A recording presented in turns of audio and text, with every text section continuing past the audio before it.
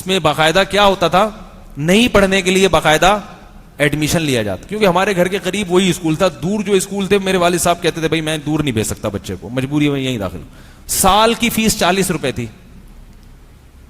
مجھے لگ رہا ہے اگلے ہفتے آپ لوگ بیان سننا چھوڑ دو, بولے یار ہمیں تو پتا, آج پتا چلا یہ کیا ہے. ہم تو سمجھتے کوئی پی ایچ ڈی کیا ہوا ہوگا انہوں نے, ہمیں تو پتہ ہی نہیں تھا. میں آج جو کچھ بول رہا ہوں نا آپ کے سامنے بیٹھ کر, صرف اس لیے کہ میں نے اچھے اسکول میں نہیں پڑھا. اگر میں اچھے اسکول میں پڑھتا تو اس نظام کے تحت میرا ذہن جکڑ جاتا. جو ایک ہوتی ہے نا کہ یعنی کسی چیز کو کریٹ کرنے کی صلاحیت, تخلیقی صلاحیتیں, وہ ساری کیا ہو جاتی ہیں, تباہ ہو جاتی ہیں. اب فلاں پیریڈ شروع ہو رہا ہے, فلاں ٹیچر آ رہا ہے, فلاں پیریڈ شروع ہو رہا ہے, فلاں یہ یاد کرنا ہے, یہ سنانا ہے, امتحان پاس کرنا ہے, میرے نمبر ہو رہے 60% نمبر آ گئے, اب میں کیا بنوں گا, اب میں ڈاکٹر بنوں گا. میں اسی میں ڈاکٹر بن کے بھی کوئی محقق نہیں بنتا, وہ اسی ٹریک پہ چلتا. تبھی ہمارے ہاں محقق پیدا نہیں ہو رہے, محقق سارے ان کے ہاں پیدا ہوتے ہیں, اور ان کے ہاں وہ محقق پیدا ہوتے ہیں جو اس اسکول سسٹم کے تحت نہیں چلتے. جتنے بڑے بڑے علماء میں نے دیکھے ہیں وہ دیکھیں جو مدارس کے سلیبس کے تحت نہیں چلتے.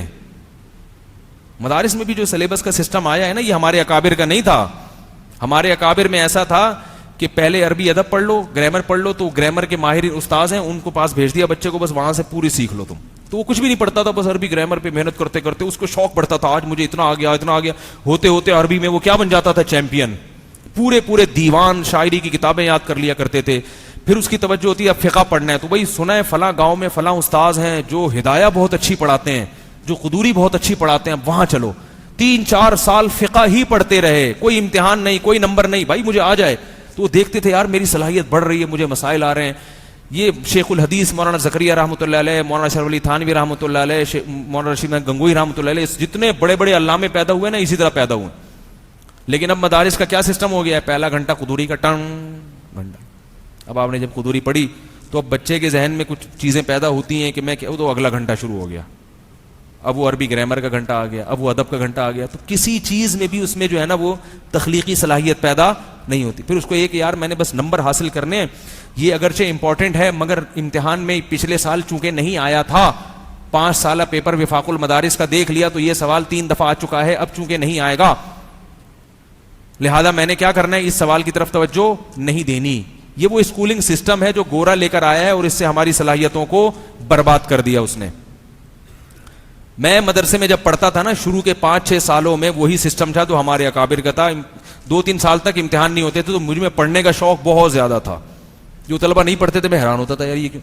جب یہ نمبر والا سسٹم آیا نا تو اس شوق میں کمی ہو گئی, اس میں کمی ہو گئی.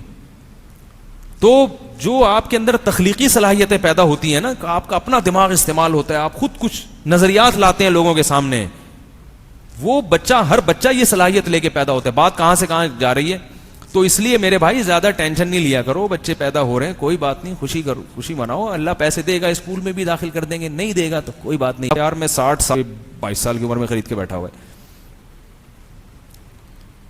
تو بہت دماغ دیا اللہ نے انسان کو. تو اس لیے زیادہ بچوں کے بارے میں پریشان ہونے کی چندہ ضرورت نہیں, اور بہت نہیں ہوا تو کچھ نہیں ہو تو رکشا چلا لے گا نا.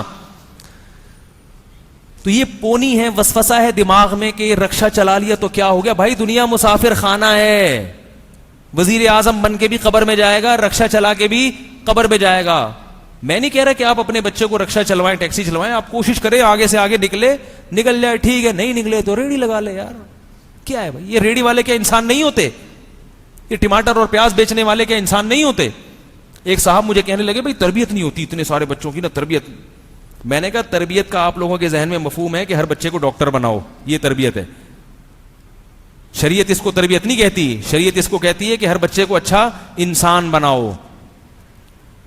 میں نے کہا تربیت کا جو مفہوم آپ لے رہے ہو تو اس کا مطلب ہے کہ پیاز ٹماٹر بیچنے والے یہ تو جنت میں جائیں گے ہی نہیں کیونکہ ان کی تو تربیت ہی نہیں ہوئی. جبکہ حدیث میں آتا ہے کہ غریب لوگ جنت میں زیادہ جائیں گے, پیاز ٹماٹر والے جنت میں زیادہ ہوں گے, اور بیوروکریٹس اور بڑے بڑے ججز اور وکلاء اور بہت اچھے عہدوں پر جو پہنچے ہوئے لوگ ہیں وہ جہنم میں زیادہ ہوں گے. تو تربیت اگر ان کی اچھی ہوتی, بڑے بڑے لوگوں کی تربیت اچھی ہوتی تو ان کو جنت میں زیادہ ہونا چاہیے تھا نا, پیاز ٹماٹر والوں کو نہیں کم ہونا چاہیے تھا. لیکن حدیث میں کیا آتا ہے, یہ لوگ زیادہ ہوں گے. تو آپ کوشش کریں بچوں کو اچھا, جب باقی ٹینشن لینے کا نہیں ہے. رکشا چلا لیا, کوئی بات نہیں, چلانے دو یار, چلتا ہے. بچہ ویسے بھی جب بالغ ہو جاتا ہے نا, اپنے پاؤں پہ کھڑا ہو گیا, اپنی شادی ہو گئی, تو پھر وہ لوگ بھول جاتے ہیں. وہ رکشا چلا رہا ہے, باپ کو آ کے کہتے ہیں تمہارا بیٹا سونا رکشا چلاتا ہے, اپنے خرچے پہ چلا رہا ہے. یہ چیزیں پھر بعد میں, تو پہلے سے ٹینشن, اللہ پہ اعتماد اور توکل نہیں ہے, پریشان رہتے ہیں. اس لیے خوشی منایا کرو بچے جب پیدا ہو رہے ہیں, اور ماؤں کو بھی چاہیے خوشی منائیں کہ عورت کے جتنا کام بچے آتے ہیں نا, یاد رکھو اللہ نے عورت کو کسی پہ حکومت کا حق نہیں دیا ہے. عورت شوہر پہ حکومت نہیں کر سکتی, عورت صرف اور صرف حاکم ہوتی ہے اپنی اولاد پر. وہ یوں ایسی ہیں, وہ ایسی ہیں, لیکن بچے ہمیشہ اپنی ماں کا دفاع کرتے ہیں. بولتے ہیں ہمارے سامنے ہماری امی کو کچھ بولا تو ہم منہ توڑ دیں گے تمہارا. تو پھر لوگ ڈرتے ہیں, بھائی ان کے اتنے بچے ہیں, خواتین ڈرتی ہیں, وہ ان کے اتنے بچے ہیں, ان کو تعریف ہی کرو, بہت اچھی خاتون ہے, چمونی آپا بہت اچھی ہیں. تو یہ سب میڈیا نے نا دماغ خراب کیا.